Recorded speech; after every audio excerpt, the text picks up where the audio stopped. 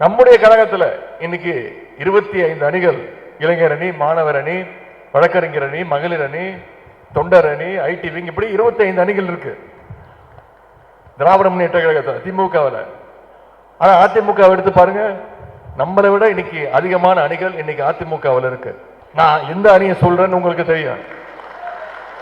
EPS அணி, OPS அணி, TTV அணி, சசிகலா அணி, செங்கோட்டையன் அணி, தீபா அணி, தீபா டிரைவருக்கு ஒரு அணி, இப்படி எத்தனையோ அணிகள் இன்னைக்கு ஒவ்வொரு நாளும் ஒவ்வொரு அணி முளைச்சிட்டு இருக்கு. இன்னைக்கு திருச்சியில வெள்ளமண்ணி நடராஜன் அணி, பரஞ்சோதி அணி, வளர்மதி அணின்னு இங்க 3 அணிகள் தனியாக இயங்கிட்டு இருக்கு. பாஜகவோட இனி எந்த காலத்திலும் கூட்டணி கிடையாதுன்னு சொன்ன, எப்ப சொன்னார்? 4 மாசத்துக்கு முன்னாடி சொன்னார் திரு எடப்பாடி பழனிசாமி அவர்கள்.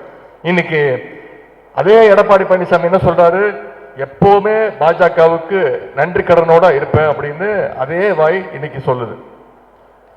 அது மட்டும் இல்ல, நன்றியை காட்டுறதுக்கு 4 கார் போகிற ஒரே ஆளு நம்முடைய எடப்பாடி பழனிசாமி அவர்கள் தான். கார் மாத்துறதும் காலை மாத்துறதும் அவருக்கு ஒன்னும் புதுசு கிடையாது. ஏற்கனவே பல கால்களை பார்த்தவர். ஜெயலலிதா அம்மையார் இருந்த வரைக்கும் அந்த அம்மாவோட கால், அந்த அம்மா இறந்த உடனே சசிகலா அம்மாவோட கால், அந்த அம்மா ஜெயிலுக்கு அமிச்சிட்டு உடனே முதலமைச்சர் ஆகணும்னு திரு டிடிவி தினகரன் அவருடைய கால், அதன் பிறகு கொஞ்ச நாள் மோடியோட கால், அமித்ஷாவோட கால், இன்னைக்கு பர்மனண்டா திரு மோடியோட காலில் போய் சரண்டர் ஆயிருக்கிறார் திரு எடப்பாடி பழனிசாமி அவர்கள்.